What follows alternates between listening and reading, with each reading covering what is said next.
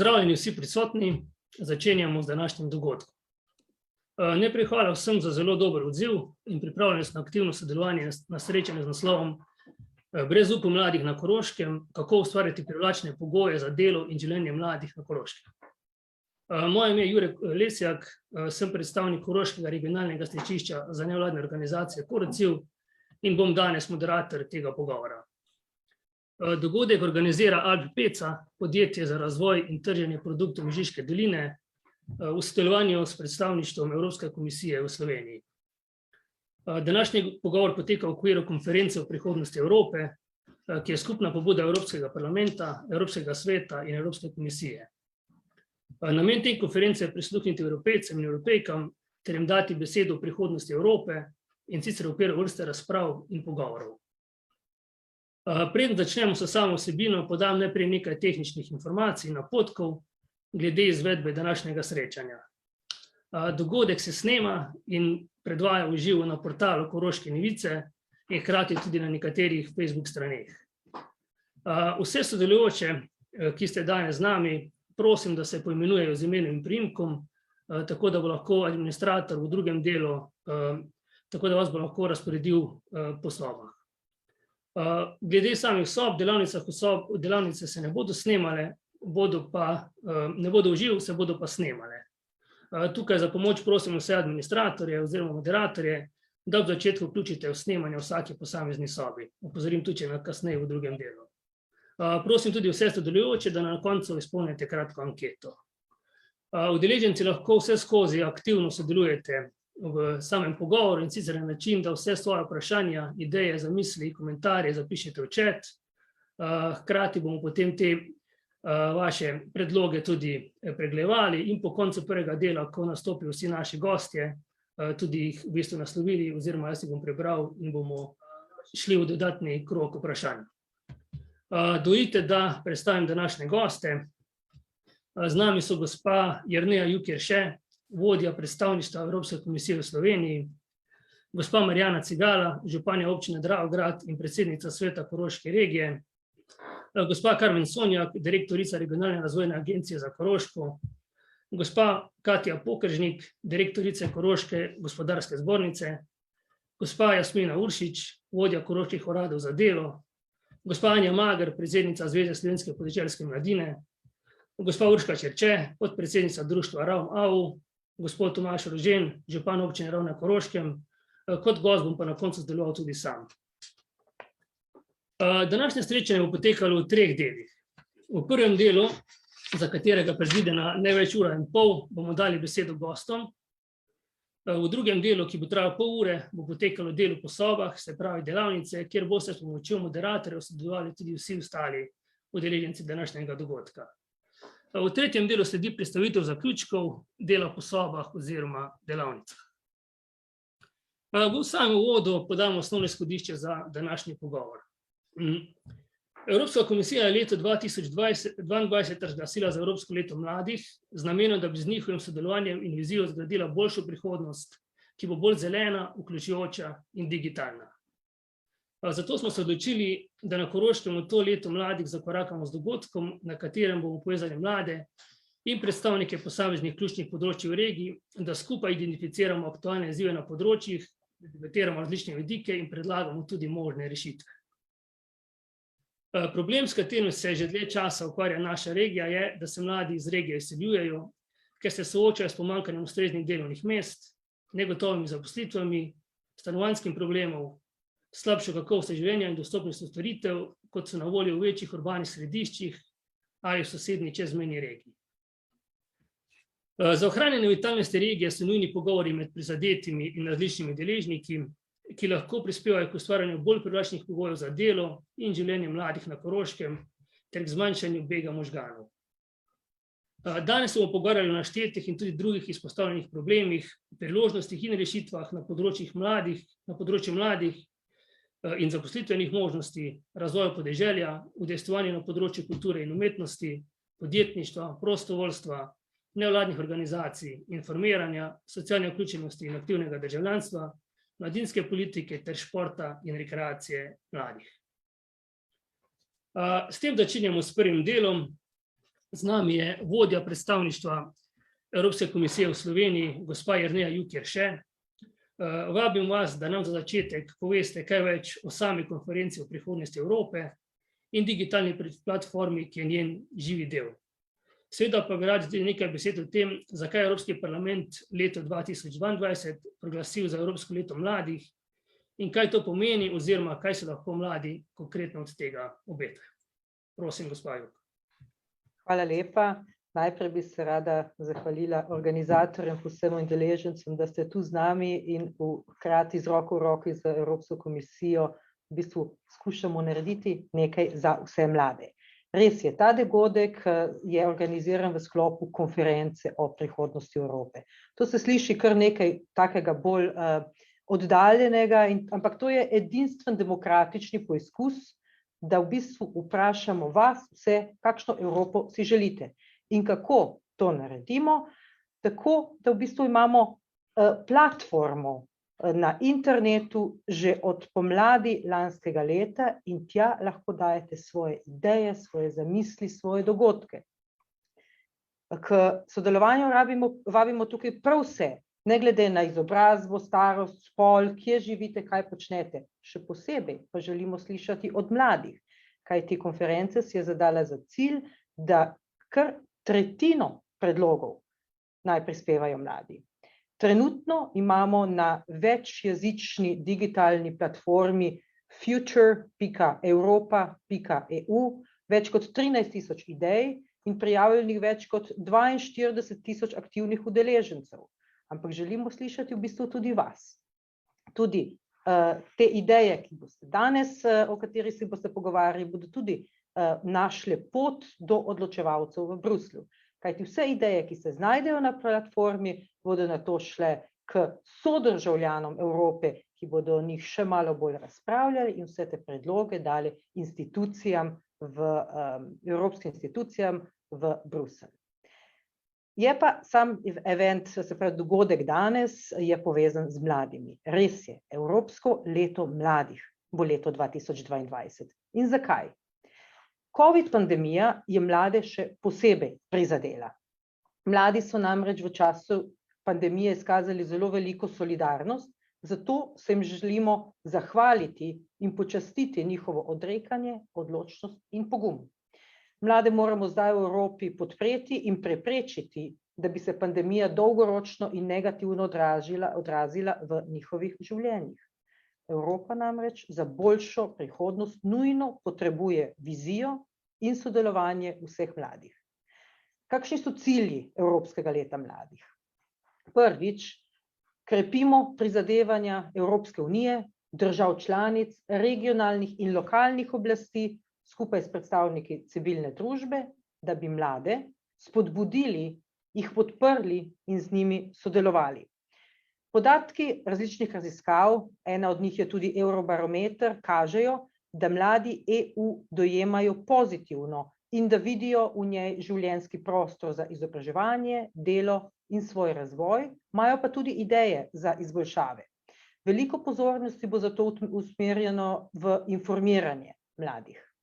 Drugi cilj je, opozarjamo na izjeme priložnosti, ki jih zeleni in digitalni prehod prinašata mladi generacije in vlogo mladih v tem prehodu. Verjetno ste slišali 750 milijard težek program okrevanja Next Generation EU, ki je usmerjen ravno v zeleno in digitalno preobrazbo. Tretje pa, mladi želijo sodelovati v javnem življenju. Zato je cilj Evropskega leta tudi ta, da perspektiva mladih dobi več prostora v vseh javnih politikah, od lokalne do evropske, in da se mlade spodbuja, da sistematično sodelujete pri demokratičnih procesih. Kot pravi predsednica Ursula von der Leyen, naša unija bo močnejša, če se bo bolj zgledovala po naših mladih, po naši naslednji generaciji, če bo razmišljujoča, odločna in skrbna, če bo temeljila na vrednotah in če bo drzna v dejanjih. Na hitro še, Evropsko leto bo potekalo v tesnem sodelovanju med evropskimi institucijami, državami, regijami, lokalnimi skupnostmi, mladinskimi organizacijami in vami mladimi. Kaj so nekateri ukrepi, ki jih bomo predlagali. Priljubljena programa Erasmus Plus in Evropska solidarnostna enota se krepita in bosta omogočila še več mobilnosti in angažiranosti. Potem bo maja zaživel nov program Alma, ki je namenjen mladim brez dokončane izobrazbe, da si pridobijo poklicno izkušnjo tudi v tujini. To je tu pobuda Discover EU, ki omogoča 18-letnikom, da potujejo po Evropi z vlakom. Še veliko več ukrepov bo tukaj, nekateri so za varnejši internet za otroke, za mobilnost mladih umetnikov, zdravje mladih, duševno zdravje, podjetništvo in tako dalje. Veliko je tega. Tudi Evropski podnebni pakt, lahko se vključite kot ambasadorji. In kako nas najdete? Poglejte, obiščite Evropski mladinski portal. Tam boste našli vse informacije na enem mestu in o možnostih za vas v Evropi. Tudi v Sloveniji bodo seveda potekale dejavnosti za mlade in zelo sem vesela, da začenjamo to v bistvu Evropsko leto mladih na Koroškem in še bolj sem vesela, da bodo v bistvu ideje iz Koroške slišane tudi v daljnem Bruslu, ker je dogodek del konference o prihodnosti Evrope. Naj bo to, se pravi, vaše leto, vključite se, izkoristite to leto, da predstavite svoje ideje, svoja videnja, da skete nova prijateljstva in da skupaj pišemo našo evropsko zgodbo. Hvala lepa. Najlepša hvala, gospa Jukirše. Nadaljujemo z gospo Marijano Cigala, županjo občine Dravograd in trenutno predsedujočo svetu Koroške regije. Gospa Cigala, zanima nas vaše mnenje o problematiki mladih v naši regiji in pa tudi, ali svet regije kdaj obravnava tudi to temo, ter ali se v prihodnjem programskem obdobju obetajo kakšne spodbude za mlade. Prosim. Lepo pozdravljeni. Še malo. Lepo pozdravljeni. Sem Marijana Cigala, slišali ste županja občine Dravograd že kar nekaj časa, trenutno predsedujem tudi svetu Koroške regije in pa razvojnemu svetu Koroške. Mogoče bo moj prispevek malo drugačen, kot je bil od moje predhodnice, ki je tako zelo lepo nanizala, kaj vse čaka mlade v letu 2022 in tudi naprej. Rada bi pač malo predstavila, kaj pomeni ta svet Koroške regije, kjer sedi 12 županov, kjer pravzaprav je sestavljeno iz 12 občin in kaj pravzaprav so naše naloge, ne samo za področje mladih, ampak za področje celotnih občin. To pomeni, da tam obravnavamo splošne zadeve razvoja Koroške regije, tako za tiste najmlajše, malo starejše in seveda za najstarejše. Če nasplošno rečem in gledano nazaj, recimo par desetletij, lahko upravičeno ugotavljamo, da se je Slovenija zelo lepo razvila, tudi Koroška regija, čeprav velikokrat rečemo, da bi še kakšno zadevo zelo radi imeli, ali pa da bi kje na kakšnem segmentu se še raje, še bolj intenzivno razvijali, predvsem tu mislim na mlajše generacije, na zaposlitve in za odločanje za družine, za stanovanja in še druge mnoge probleme, ki jih tarejo.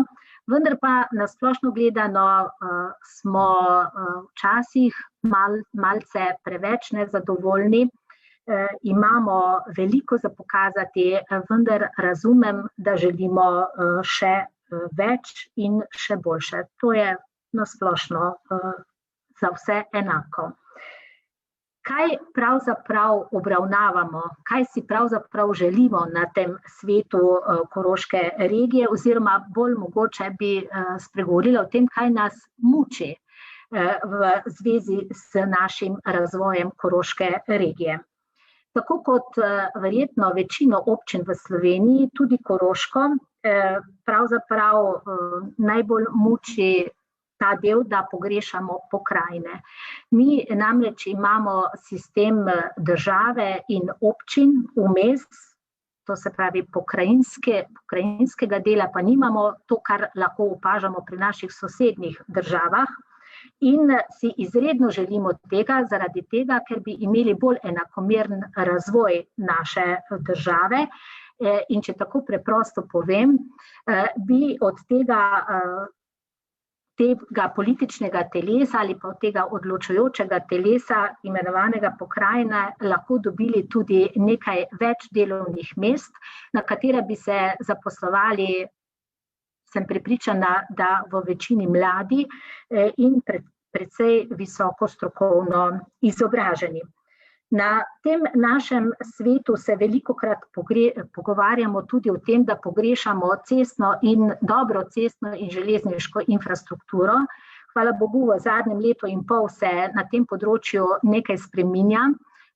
Vsi veste, da gradimo 3. razvojno os, sicer samo v delu med Slovenj Gradcem in Velenjem, ampak prepričana sem, da bo tudi za ostale 3 dele, katere še čakajo, in med temi je tudi povezava med Slovenj Gradcem in Mežiško dolino, da bodo v doglednem času izgrajeni.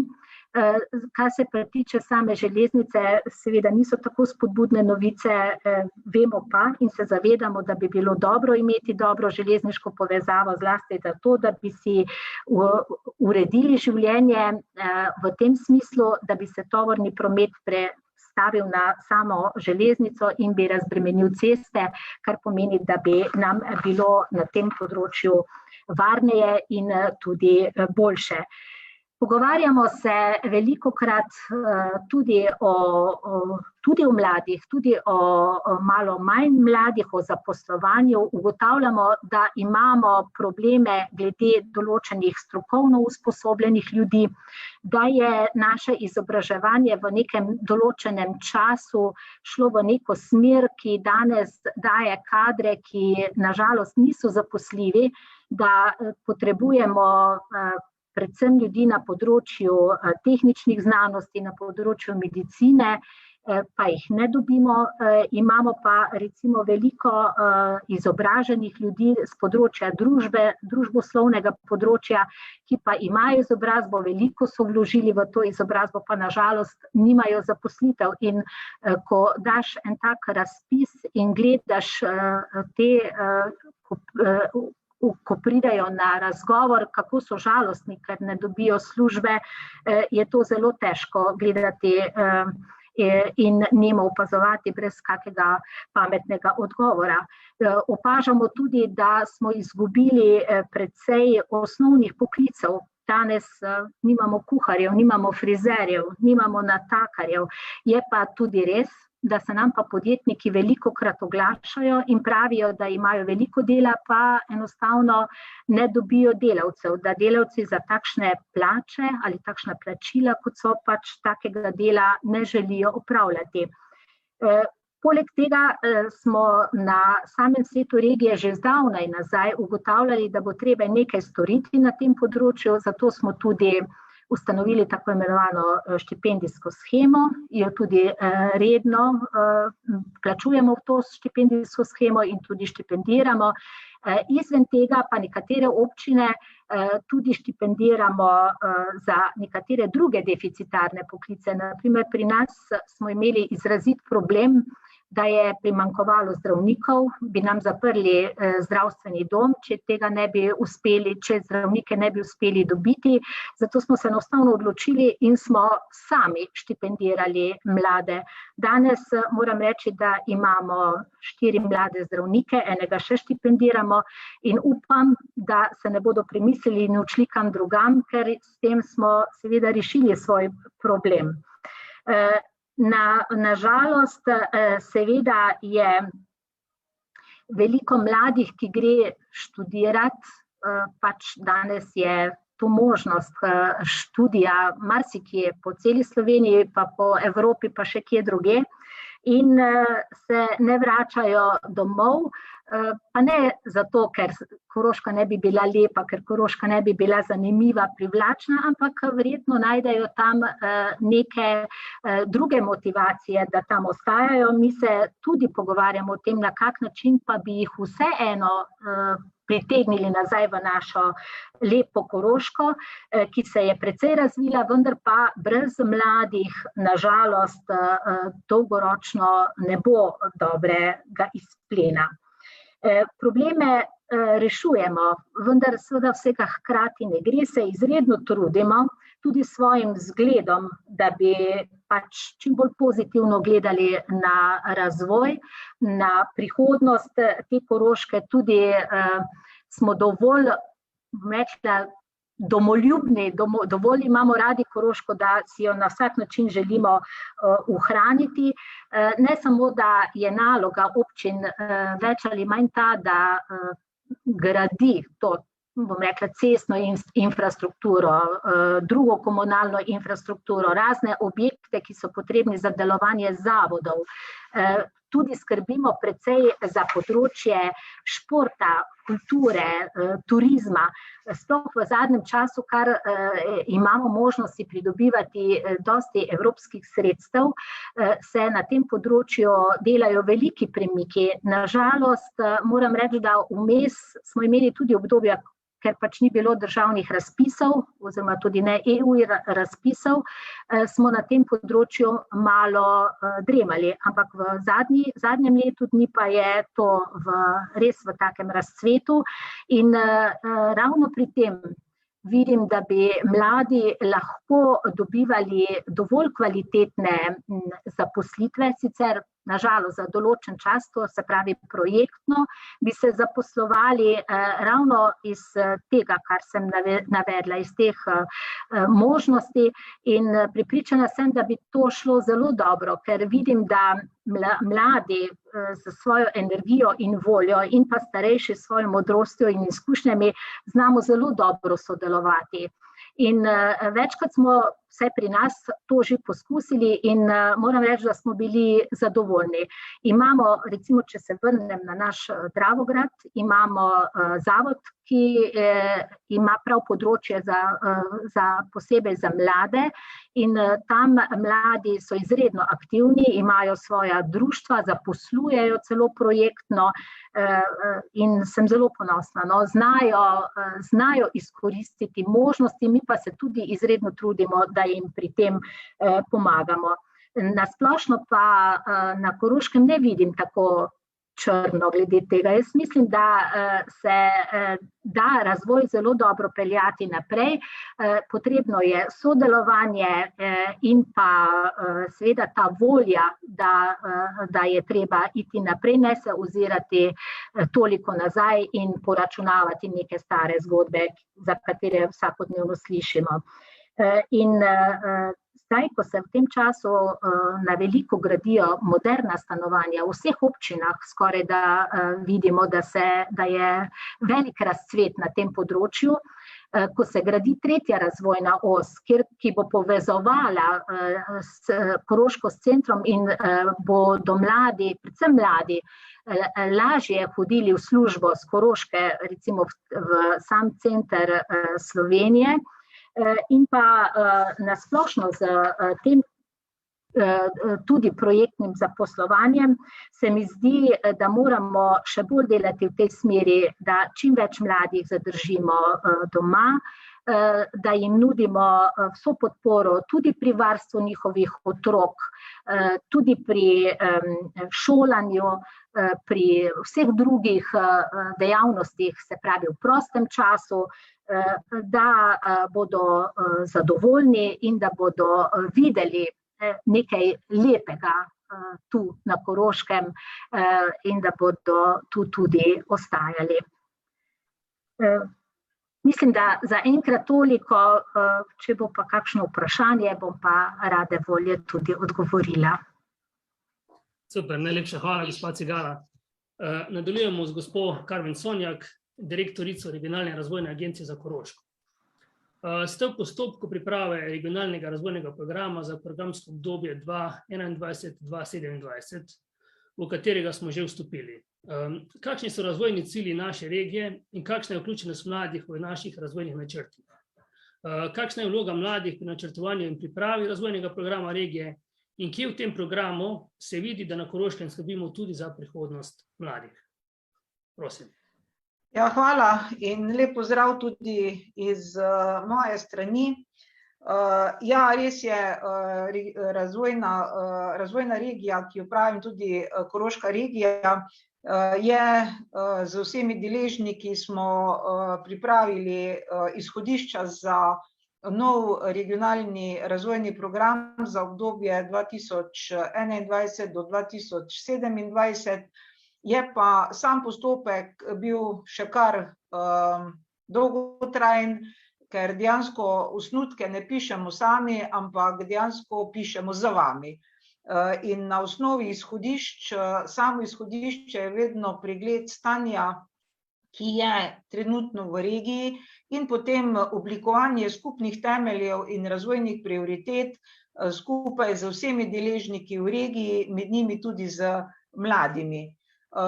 Odziv je vsakokrat, mladih je vsakokrat boljši, več se jih vključuje in tudi sami prepoznavajo morda kakovost življenja ne v nekih večjih mestnih centrih, ampak tudi na samem obrobju, podeželju ali pa tudi v okolju, iz katerega prihajajo.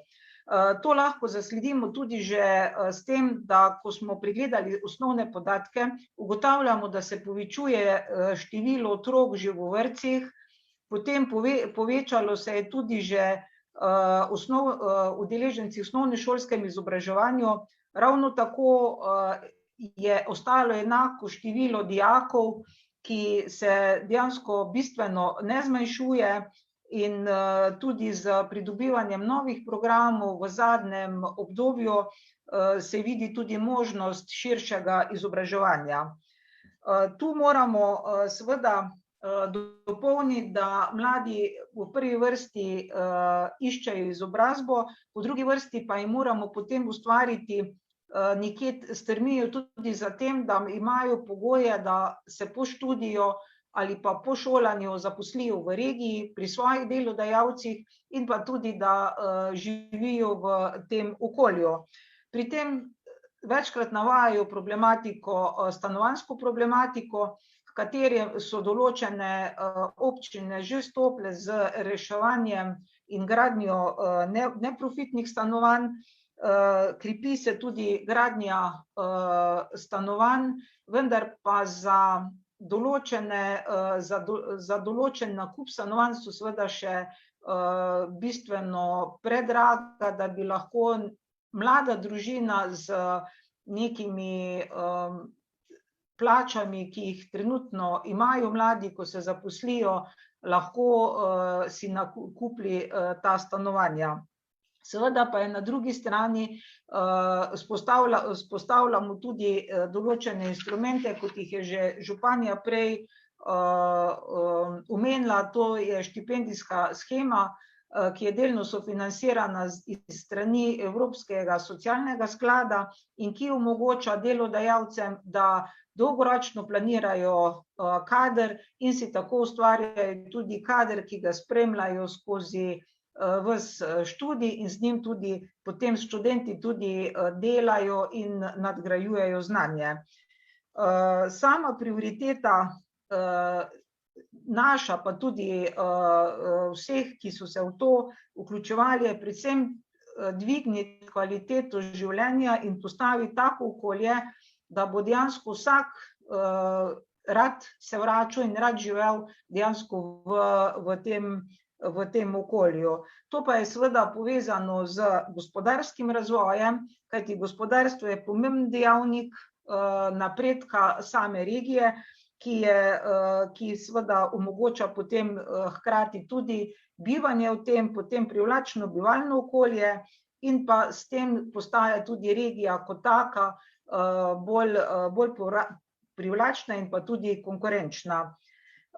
Tako predvsem mladi so osrednji potencial regije in tu dejansko smo postali pozorni oziroma delamo za to, da jim omogočimo vse temelje, da se izobražujejo tu, usposabljajo, pridobijo kompetence za delo in pa seveda, da aktivno sodelujejo v tem okolju kot aktivni oblikovalci tega napredka. Za vsem tem, poleg štipendij smo poskušali vzpostaviti tudi druge ukrepe, tako da jih tisti, ki razmišljajo o svoji poti, ki vidijo svojo prihodnost v podjetništvo, da jim pomagamo stopiti na to pot podjetništva in jim dejansko potem v nadaljevanju skupaj z občinami omogočamo neke prostore, kot jih imenujemo inkubatorje, tako da na en način vzpostavljamo pogoje, postavljamo regijo kot konkurenčno in tu vidim predvsem to, da bojo tudi, kolikor gremo mi nasproti mladim, seveda bojo tudi oni mogli povedati, kaj želijo, poleg teh pogojev tudi še verjetno druge kulturne aktivnosti, da bojo njihovo življenje lahko tako polno in pa ustvarjalno, kot če bi živeli nekje v večjih mestih. Hvala lepa, gospa Sonjak. Nadaljujemo z gospo Katjo Pokržnik, direktorico Koroške gospodarske zbornice. Kakšne so po vašem mnenju poslovne priložnosti za mlade v luči gospodarskega stanja v Koroški regiji? Tudi sami imate namreč izkušnje mlade podjetnice, sodelovali ste v natečaju mrežnega podjetniškega inkubatorja za najboljšo podjetniško idejo. Prosim za vaše razmišljanje na področju podjetništva. Ja, najlepša hvala za besedo. Tudi z moje strani en lep pozdrav in pa čestitke organizatorjem za tako en čudovit dogodek, ki ga vsekakor sem prepričana, da vsi potrebujemo in si ga tudi želimo. Včasih menim, da se malo premalo zavedamo velike kvalitete življenja, ki jo naša regija nudi. Predvsem mladi se odločamo, da poiščemo priložnosti tudi drugje. Sama sem imela namreč možnost živeti na marsikje, ne le v Sloveniji, temveč širše po svetu. Pol leta sem na primer preživela na Švedskem, nekaj mesecev na Kitajskem, nato sem celoten magisterij naredila na Nizozemskem, pa preko študija tudi v Ljubljani in Mariboru. Ampak vedno sem se zelo, zelo rada vračala domov na Koroško in pa tudi tukaj poiskala poslovne priložnosti. Tako da sem najprej delala v odličnem srednje velikem koroškem podjetju, kjer sem lahko sodelovala s tujino, pridobivala izkušnje praktično na vseh področjih, potovala po svetu in pa sodelovala z svetovno priznanimi blagovnimi znamkami. Tako da marsikateri mladi ni vam treba tako daleč, pa se odlične priložnosti pojavljajo. Potem sem se odločila tudi kasneje za lastno poslovno pot, tako kot je že omenil, in pa začela razvijati nov inovativen produkt. Kot podjetnica sem v našem podpornem okolju res našla pomoč in pa dobila takšno podporo, kot sem jo potrebovala. Pomoč sem poiskala tako pri prijavi na javne razpise, preko MPIK natečaja za najboljšo poslovno idejo na Koroškem je bila ideja prepoznana kot najboljša, tako da in okolje in podjetniki so jo podprli in pa mi dali v bistvu pomoč odličnih strokovnjakov svetovanja, tako da sem lahko to razvijala naprej. Tako da to je taka potrditev, da sem bila na pravi poti, kar mladi vsekakor zelo potrebujemo, tako da priložnosti je vsekakor ogromno, ampak prepoznati jih moramo in pa si moramo na nek način upati. Zavedati se moramo tudi, da imamo kot del vzhodne kohezijske regije veliko več možnosti za pridobitev sredstev preko javnih razpisov, prav tako pa so nepovratna sredstva sofinancirana v bistveno večjih deležih kot v zahodni Sloveniji. Vsekakor bodo zato imeli mladi podjetniki v prihodnjih letih zelo veliko možnosti za zagon tako lastnih podjetij, podjetništva in pa kot njihovo poslovno rast znotraj večjih družb. Če pa pogledamo koroško gospodarstvo, smo izrazito izvozno naravnana regija, kjer je primat predelovalna industrija. Naša podjetja sodelujejo z odličnimi korporacijami v tujini in pa konkurirajo na tujih trgih.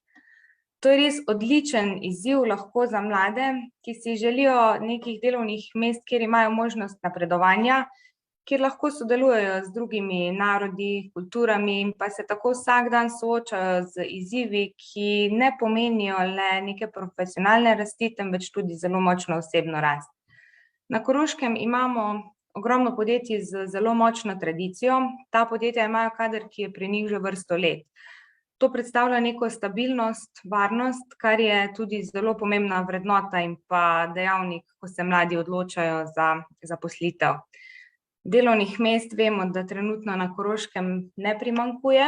Podjetja vsak dan povprašujejo po kadru, ki je motiviran, ki si želi ustvarjati in pa ki želi s svojimi idejami in pa pobudami doprinesti k razvoju podjetij. Naši direktorji opažam, da si želijo še več mladih, ki pristopijo do njih z njihovimi idejami, tako da je na vseh vas, ki ste še na fakultetah, tudi v srednjih šolah, da se na njih obrnete s svojimi idejami, z željo, da podjetja spoznate. Na široko vam bodo odprli vrata, sem prepričana. Tako boste imeli možnost, da vas podjetja spoznajo kot potencialni zanesljiv kader, vi pa boste imeli tudi možnost, da veste, kaj lahko od podjetij pričakujete, kakšno znanje potrebujete v prihodnje in pa tudi spoznali boste, kako odlična podjetja in zdravo gospodarstvo imamo na Koroškem. Inovativnost je eno področje, kjer smo Korošci zelo dobri. Na GZS že 18 let izvajamo razpis za najboljše inovacije v gospodarstvu, kjer se potem naše inovacije tudi borijo za najvišja priznanja na nacionalnem nivoju. Opažamo, da naša podjetja zelo veliko vlagajo v inovacije in razvoj in pa da so njihove rešitve prepoznane ne le v Sloveniji, temveč širše po svetu. Koroška podjetja tako s svojimi inovacijami skrbijo ne le za lasten razvoj, ampak imajo te inovacije širši vpliv na družbo, zeleni, digitalni vpliv, kar vpliva praktično vse na nas v regiji, ki živimo tukaj. Prav tako pa so to usmeritve Evropske unije in pa v bistvu naša celotna prihodnost. Morda zelo na kratko, da ne bom predolga, iz gospodarskega vidika in pa priložnosti potenciala mladih, vsekakor bo tudi tretja razvojna os odprla še več priložnosti. Prepričana sem, da bo to razlog, da se bo vse več mladih vračalo in pa ne bodo odhajali iz Koroške. Bomo pa tudi pri nas veseli vseh, da se na nas obrnete z željo, idejami po povezovanju, spoznavanju koroškega gospodarstva, kjer vam bomo pa z veseljem pomagali odpreti kakšna vrata, ponudili informacije za vaš razvoj in pa delo v naši regiji. Hvala. Hvala lepa, gospa Pokeršnik. Vse sodelujoče še enkrat opominjam, da lahko vedno podate kakršnokoli vprašanje v chatu. Nadaljujemo z gospo Jasmino Uršič, vodjo koroških uradov za delo. Prosimo, da nam predstavite nekaj številk oziroma stanje brezposelnosti pri mladih na Koroškem in da predstavite poklicne priložnosti in možnosti za zaposlovanje. Prosim bi tudi, če lahko pojasnite, kako sta na Koroškem usklajeni ponudba in povpraševanje z vidika mladih iskalcev zaposlitve in delodajalcev. Plus tega prosim, če lahko pojasnite, kako je s koriščenjem evropskih programov za spodbujanje zaposlovanja, predvsem jamstvo za mlade in pa nacionalna shema mobilnosti. Ja, dober dan, lep pozdrav še z moje strani, pozdrav iz Dravograda.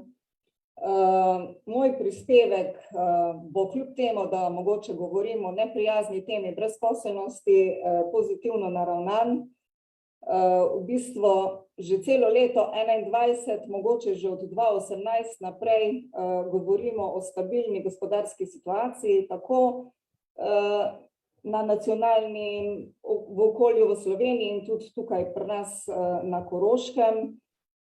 Tudi ta prvi val epidemije 2020 v bistvu je mar zatresel tla in takrat je tudi se povečalo število brezposelnih, tako vseh kot mladih, ampak kar hitro se je Koroška opomogla in v bistvu že v drugi polovici leta 2020 se je intenzivno zopet zaposlovalo in v bistvu ta ugodna gospodarska situacija vpliva na te pozitivne trende, na trgu dela na Koroškem, na povečanju zaposlenosti in na znižanju brezposelnosti. In lahko rečemo zagotovo, da v bistvu ta učinek bolj stabilnih razmer na trgu dela na Koroškem ter posledica izvajanja jamstva za mlade se kaže tudi v večjem zaposlovanju mladih. Res je, da se intenzivno zaposluje, kot je bilo že prej povedano, je zelo zanimiv podatek, da v bistvu je leto 2021 strani delodajalcev na Koroškem bilo prikazanih skoraj 35 več prostih delovnih mest, kot v primerjavi z letom poprej, to se pravi z letom 2020. Res je tudi, da je ogromno zaposlitvenih priložnosti za manj usposobljen kader, to je dejstvo, ker kot je že moja predhodnica povedala, je le Koroška predvsem bazira na predelovalni dejavnosti, težki industriji in so predvsem seveda odprta delovna mesta od 1. do 5. ravni in je manj delovnih mest z dodano vrednostjo, to se pravi za kader, ki je višje visoko usposobljen. Ampak ker sem rekla, da smo vseeno, mislim, pozitivno naravnani glede na trenutno, mislim, stanje, mogoče nek presek leto 2021, zadnji konkretni podatki o mladih na Koroškem, če se spomnimo samo leto 2010, vemo, da takrat so se zgodili vsi veliki stečaji na Koroškem in smo beležili 1286 mladih brezposelnih. Danes, oziroma december 2021, govorimo o 446. Če pogledamo december 2015, se je v bistvu število brezposelnih prepolovilo. Takrat smo beležili 940 mladih, zdaj pa 446. To se pravi, da je nekje delež 21% in bom nekje v primerjavi z ostalimi regijami, bom rekla, da smo nekje pri deležu mladih v zlati sredini. Res je, imamo na Zavodu mladih prijavljenih, na vseh 4 koroških uradih več žensk, nekje 52 več je žensk kot moških, to je tudi nek odraz okolja predelovalne dejavnosti, težje industrije, kjer pač potrebuje, ne bomo diskriminatorni, potrebuje ljudi oziroma moške, ki upravljajo težja fizična dela. Kar se tiče izobrazbe, 110 je prijavljenih mladih z osnovnošolsko izobrazbo. Največ med vsemi izobrazbami je pa oseb mladih za srednjo strokovno izobrazbo, teh je 162. Tako, če govorimo, da ni toliko dodanih delovnih mest z dodano vrednostjo, bom rekla, da trenutno imamo 40 oseb mladih za visokošolsko prvo stopnjo v evidenci na koroških zavodih in 17 za drugo stopnjo izobrazbe. Zanimiv je zelo podatek, v bistvu zelo pozitiven, povprečno trajanje brezposelnih mladih. Na Koroškem je to 7,6 mesecev. V primerjavi za Slovenijo je 12 mesecev in med vsemi regijami, med 12 območnimi službami, res je, da mi spadamo Koroško območno službo Velenje, imamo v bistvu najboljši čas povprečnega trajanja brezposelnih. Če pogledamo dolgotrajno brezposelne osebe, vemo, da se v bistvu to strukturno neskladje na trgu dela poglablja, da glede na to, da smo v bistvu že vse neposredno zaposljive, brezposelne in mlade in ostale zaposlili, da ostajajo več časa pri nas dolgotrajni brezposelnosti, je mladih dolgotrajnih samo 88. Če primerjamo za številko vseh brezposelnih 555. Res je tudi, da imamo polovico teh prejemnikov denarne socialne pomoči. To vemo, da v bistvu ta prejemek pasivizira in tu bi morali v bodoče sistemsko nekaj urediti. Tudi 80 brezposelnih mladih na Koroškem je prejemnik denarnega nadomestila, so prejemniki, to pomeni, to je pravica iz minulega dela, da so v bistvu že bili v delovnih razmerjih in so trenutno na zavodu prijavljeni. Tudi nekaj invalidov je med njimi, a ne treba povedati, glede spet na predhodno, da imamo na Koroškem ogromno invalidov, skoraj 30% prijavljenih v evidenci zavoda, ampak zaradi vse te težke industrije, predelovalne dejavnosti in tako naprej, ampak mladih invalidov je trenutno 21. V leto 2021 smo v bistvu na novo prijavili mladih 810, med njimi je bilo 12 oziroma 218 iskalcev prve zaposlitve, to pomeni, da še nikoli niso bili zaposleni v rednem delovnem razmerju. Največ tistih, ki prihajajo na zavod mladih, je zaradi izteka zaposlitve za določen čas, med njimi je manj teh presežnih delavcev in iz stečaja, kar je itak najbolj sprejemljivo, glede na to, da so mladi. Odjavljeni iz evidence v letu 2021, 638 mladih se je zaposlilo v lanskem letu. In zanimiv je podatek, da se je samo zaposlilo 21 oseb mladih, v primerjavi z letom 1910, leta 2019, to se pravi, da očitno so razmere res zelo ugodne in je trend pozitiven, da se jih je 21 mladih samo zaposlilo. Veliko mladih vključujemo v programe aktivne politike zaposlovanja, za pridobitev dodatnih znanj, kompetenc, veščin. Veliko jih vključujemo v ta neformalna izobraževanja, v pridobivanje neformalnih znanj za različna področja, za potrebe trga dela. In v bistvu v te programe smo letos vključili v leto 2021 vključili 167 mladih. Poznamo program PUM, ki je v Sloveniji, mislim, da v Slovenj Gradcu, ki že 21 let poteka, eden najboljših in je vključenih, v bistvu 30 mladih bilo vključenih v leto 2021. Zelo so sprejeti med mladimi programi, ki so tudi enkrat financirani iz evropskih sredstev, drugič iz integralnega proračuna, usposabljanje na delovnem mestu, ker mladi, ki prihajajo z nekimi znanji, z malo izkušnjami, nimajo teh poklicno specifičnih znanj, jih vključujemo v usposabljanje na delovnem mestu, da si pridobijo konkretno pri konkretnem delodajalcu določene kompetence, izkušnje, da so potem lažje zaposljivi. Zanimivo je, da zavod izvaja tudi program formalnega izobraževanja, to se pravi od dokončanja osnovne šole do možnost financiranja maturitetnih tečajev, zaključnih izpitov. 9 poklicev financiramo, deficitarnih, da zaključijo šolanje, če so vmes prenehali, ampak je samo 7 vključenih mladih v dokončanje formalnega izobraževanja. Zelo dobro so sprejete te evropske spodbude, trajno zaposlovanje mladih, ki trenutno ne poteka. Teh je bilo vključenih 32 v lanskem letu, to je zelo lepa številka.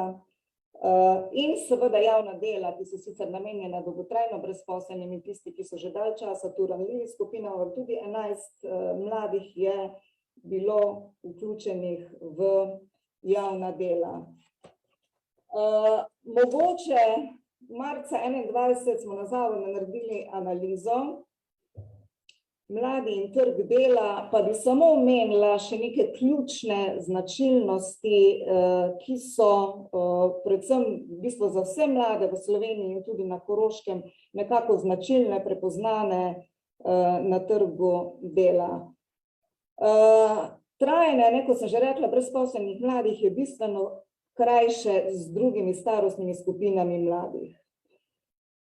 Na trg dela v bistvu vstopajo vse manjše generacije. Mladi prej sprejemajo zanje manj ustrezna delovna mesta, kot seveda starejši in druga populacija, starostne skupine. Vemo, da mladi zelo prelagajo prehod iz izobraževanja na trg dela. Vedno več mladih je bilo že prej govora, mladih dokonča terciarno izobraževanje in bom povedala, da smo v evropskem vrhu, koliko mladih se vpiše, več kot polovica po srednji šoli je vpisana na fakultete. Tudi pozitiven trend je že, kar je analiza ugotovila, da je že veliko več zanimanja in tudi vpisa, tudi letošnje namere, vpis osnovnošolcev v poklicne in strokovne srednje šole in je tudi letos namera malo manjši vpis v gimnazije. Še zmeraj je treba omeniti, kar se vsi dobro zavedamo in vedno govorimo na takih dogodkih, neprilagojenost izobraževalnega sistema potrebam trga dela, da v bistvu mladi so bolj izpostavljeni začasnim zaposlitvam, vemo, da je več prekarcev, da bo tu treba narediti neke sistemske rešitve. Bolj uspešni na trgu so mladi, ki imajo krajši čas prehoda med šolanjem in zaposlitev. In nažalost, kot sem že prej omenila, je res prevelik razkorak tako v Sloveniji kot na Koroškem med izobrazbo mladih brezposelnih in ponudbo prostih delovnih mest. Pač res manjka teh poklicnih, specifičnih kompetenc, ki jih trenutno trg dela potrebuje. Mogoče toliko za enkrat. Super, hvala gospa Uršič za vse podatke. Nadaljujemo z gospo Anjo Mager, predsednico Zveze slovenske podeželske mladine in dolgoletno aktivno članico Društva podeželske mladine Mežiška dolina. Ker že kar nekaj let spremljate področje kmetijstva, vas prosim, da nam predstavite svoj pogled na možnosti in priložnosti mladih na Koroškem z vidika razvoja kmetijstva in podeželja. Kakšno je po vašem mnenju mesto mladih kmetov v skupni kmetijski politiki Evropske unije za programsko obdobje? Prosim, če razmišljate o teh dveh področjih. Ja, lepo pozdravljeni. Jaz sem si dovolila narediti eno krajšo prezentacijo, da boste lažje spremljali, ker verjamem, da področje kmetijstva ni vsem tako zelo blizu. V bistvu najprej en stavek, dva, kdo sploh je, oziroma kaj sploh je Zveza slovenske podeželske mladine in kakšna povezava ima to s Koroškem. Torej, Zveza slovenske podeželske mladine, mi smo v bistvu edina nevladna organizacija, ki se aktivno ukvarjamo tako z mladimi, kot z mladimi iz podeželja. In razdeljeni smo v 10 regij in zelo aktivna regija znotraj naše zveze je zagotovo Koroška. Tu na sliki vidite trenutno regijsko predstavnico za Koroško, Dominika Klavš, ki pa se je danes mogla opravičiti, zato sem tudi jaz skočila. Bila pa je tudi moja vloga 4 leta nazaj, kjer smo aktivno delovali z 3 društvi podeželske mladine, ki so na Koroškem, to je DPM Črna na Koroškem, DPM Mislinjske doline in pa DPM Mežiška dolina. In v bistvu vsa te 3 društva se soočajo in naslavljajo tudi te tematike, ki so danes bile že omenjali. Zdaj slišali smo, izgubljamo poklice, ja, izgubljamo tudi poklic kmeta. In o tem se tudi znotraj gospodarstva ne govori tako zelo, pa je kmetijstvo zelo pomembna gospodarska panoga. In pa ne bi se strinjala samo s tem, kar je bilo rečeno, moji predhodniki so to izpostavili, da je Koroška pretežno industrijska dežela, kajti ko se tako hodimo po Sloveniji in pogovarjamo z drugimi, Koroško predvsem prepoznajo po tem, da je tu neka neokrnjena narava, nek neokrnjen zelen biser, ki pa bo verjetno prišel zelo, zelo do izraza, sedaj, ko bomo pridobili to težko pričakovano avtocesto. In malo več o tem tudi v nadaljevanju.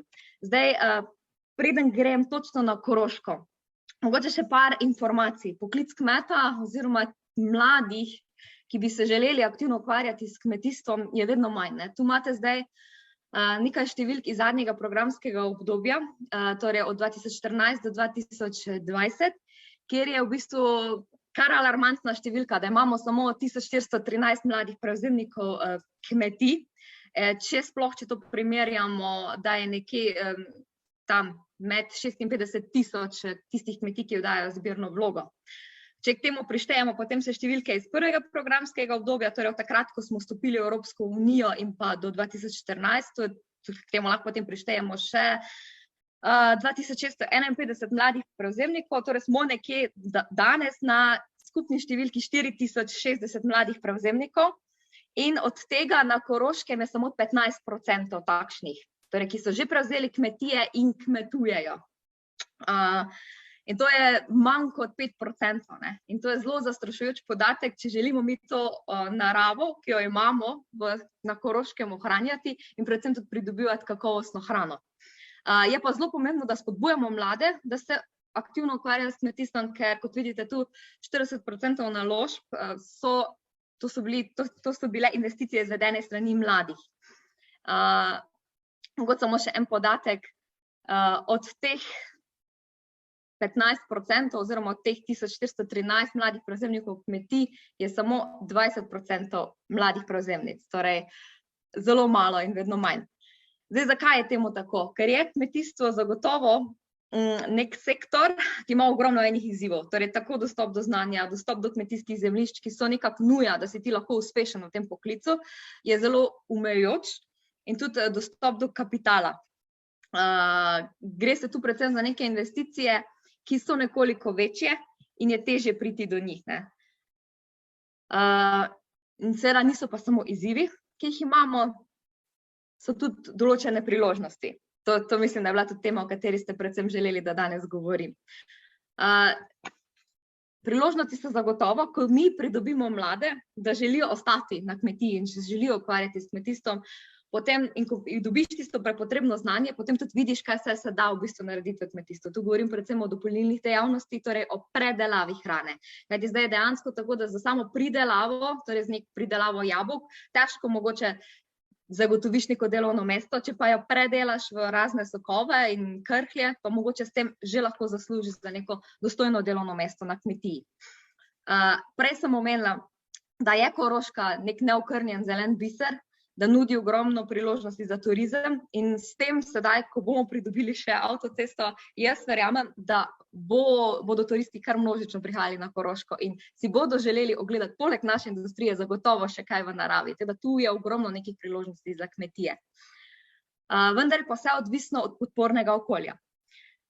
Danes smo v bistvu na konferenci Evropske unije in Evropska unija se že nekako zaveda, da je potrebno investirati v mlade s kmetij. Tudi nekako tisti, ki poznate evropsko politiko, veste, da v bistvu 40% predstavljajo podpore v korist kmetijstva in v korist razvoja podeželja. In v tej prihodnji finančni perspektivi, ki prihaja, torej, in se bo začela leta 2023, je poseben poudarek na mladih kmetih. In zato v bistvu lahko pričakujemo od leta 2023 pa vse do leta 2027 še naprej neke višje podpore za tiste, ki se bodo odločali prevzemati kmetije in tiste, ki se bodo odločali za poklic kmetijstva, da bodo v bistvu prejemali neko dopolnilno dohodkovno podporo za mlade kmete. Torej, gre se tu predvsem, da dobivaš nek določen procent denarja glede na to, koliko hektarjev imaš v lasti. In pa zelo pomembna je ta podpora za vzpostavitev gospodarstva mladih kmetov. Torej, tisti, ki imajo neko finančno vizijo oziroma nek poslovni načrt, kaj želijo narediti s svojo kmetijo, lahko pridobijo startup podpore. Potem, ko si enkrat mladi prevzemnik, imaš tudi višjo stopnjo sofinanciranja pri drugih investicijah, ki so sofinancirane ze strani Evropske unije. In pa sedaj se uveljavlja v bistvu neka čisto nova shema, medgeneracijski prenos znanja, kajti uvodoma sem že dejala, da je izjemno malo mladih prevzemnikov in ta medgeneracijski prenos znanja želi v bistvu tudi pospešiti prenos kmetij z tega vidika, da ne bo samo prenosnik tisti, ki bo dobil podporo, ampak tudi, torej ne samo prevzemnik tisti, ki bo dobil podporo, ampak res tudi tisti, ki predaja kmetijo. Zdaj tu sem si sposodila slajde iz vseh teh ukrepov, ki bodo prišli v prihodnosti. Verjamem, da za marsikoga zanimivo, ampak preveč v podrobnosti sedaj ne bi šla. Skratka, kot mladi kmet dobiš dopolnilno dohodkovno podporo torej po hektarjih. Potem govorimo o tej startup podpori, ta bo v prihodnjem obdobju lahko znašala do največ 52.800 evrov za obdobje 5 let. Potem pa še ta medgeneracijska podpora, ta pa bo znašala nekje 3.600 evrov letno za obdobje 5 let. Zdaj to je bilo nekako, ki dobiš ti lahko podporo na evropski ravni v sodelovanju z nacionalno ravno. Ključno pa je, da imamo mi tudi močno podporo na lokalni in pa na regijski ravni. In s tem smo se zelo ukvarjali v Društvu podeželske mladine Mežiška dolina v letu 2019 in pa 2020 in smo v bistvu raziskali, kaj nam koroške občine nudijo v smeri kmetijstva in pa kaj tisto, kar mogoče še pogrešamo, da bi se mladi bolj odločali ostajati na kmetijah, jih prevzemati in tudi razvijati. In v bistvu ugotovili smo, da določene občine imajo neke kmetijske razpise, spet druge pa ne. In da bi tu bilo mogoče zelo spodbujamo, da se občine, da naredijo nek strateški načrt, kako bodo podpirale kmetijstvo, s katerimi razpisi in da res se zavedajo tega pomena, ki ga ima kmetijstvo za lokalno skupnost. Tudi mogoče dajo pri teh razpisih, ki bodo na voljo, višjo stopnjo sofinanciranja pri mladih kmetih. Zelo si želimo, glede na to, da mi verjamemo, da kmetijstvo je poklic prihodnosti, kljub temu, da številke kažejo drugače, da bi mogoče se na Koroškem ustanovila neka infotočka, neka komisija za kmetijstvo. Mi smo štartali z Mežiško dolino, ampak lahko to razdelimo na celotno Koroško, kjer bi se tudi povezali z svetovalci in bi res še dodatno spodbujali mlade za vključitev v kmetijski sektor in pa predvsem prenos znanja tudi na ostale. Kajti velikokrat pač pridemo do te točke, da vsi ne razumemo čisto točno, kaj pomeni biti kmet in kakšne naloge sploh to zaobjema. Danes so že bile omenjene štipendije, mislim, da za medicino, torej mi smo tudi zelo naklonjeni temu, da se mogoče štipendira tudi razne kmetijske poklice in pa predvsem sofinanciranje nacionalnih poklicnih kvalifikacij za kmetijske smeri, kajti tisti, ki sedaj prevzema kmetijo in ki želi kandidirati tudi na sredstva na evropski ravni, potrebuje izobrazbo. In tudi smo v bistvu v tem času, ko se tudi znanje na kmetijah se močno dviga in dejansko, če je včasih veljalo, da bo kmetijo prevzel tisti, ki pač ni za nič drugega, danes ni temu tako, moraš biti zelo, zelo podkovan z znanjem iz vseh smeri, da lahko uspešno vodiš kmetijo. Mogoče ena taka zelo pereča tema, komunalni prispevek. Zdaj, ker prihajamo iz Zveze slovenske podeželske mladine, smo v bistvu komunalne prispevke in pa občine raziskali na celotni Sloveniji in ugotovili, da določene občine spodbujajo kmetijstvo tudi na tak način, da so na primer kmetijska poslopja 100% oproščena komunalnega prispevka. In to zelo spodbuja razvoj kmetij, investicije v novogradnje hlevov in drugih raznih objektov. Tako da to mogoče tudi zelo polagamo na pleča občin, da razmislijo o tem. Potem javni zavodi, potrebno se zavedati, da kakovostna hrana je osnova, če želimo biti zdravi, če se želimo razvijati in ne sme nam biti vseeno, kaj jejo naši otroci v vrtcih, v šolah, kaj jejo naši dedki, babice v domovih za ostarele in pa kaj jejo naši bolniki v bolnišnicah. Res spodbujamo to, da bi se povečal delež lokalne samooskrbe v javnih zavodih in da bi to res bila neka spodbuda tudi strani občine, ker to res ogromno doprinese vsem.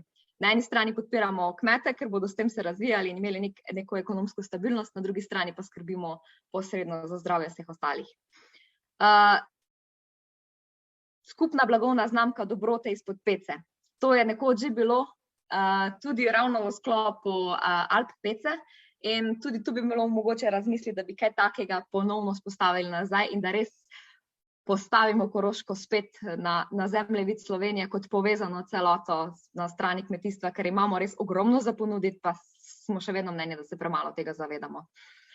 Pa če se spet navežem nazaj na evropske razpise, o katerih sem prej govorila, velikokrat se zgodi, da kmetje kandidirajo na te evropske razpise, pridobijo sredstva, potem se pa vse zalomi pri občinskih prostorskih načrtih in pa pri pridobivanju gradbenih dovoljenj strani občin, ker to poteka prepočasi. In je tudi prišlo že do primerov, ko morajo kmetje te strani pač dejansko ta sredstva vračati. Teda to res apeliramo, da se tu gre v čim večje fleksibilno in pa hitro reševanje občinskih prostorskih načrtov, ker to zelo, zelo razvija kmetijstvo in nudi res neko priložnost mladim, da vidijo svojo prihodnost v kmetijstvu.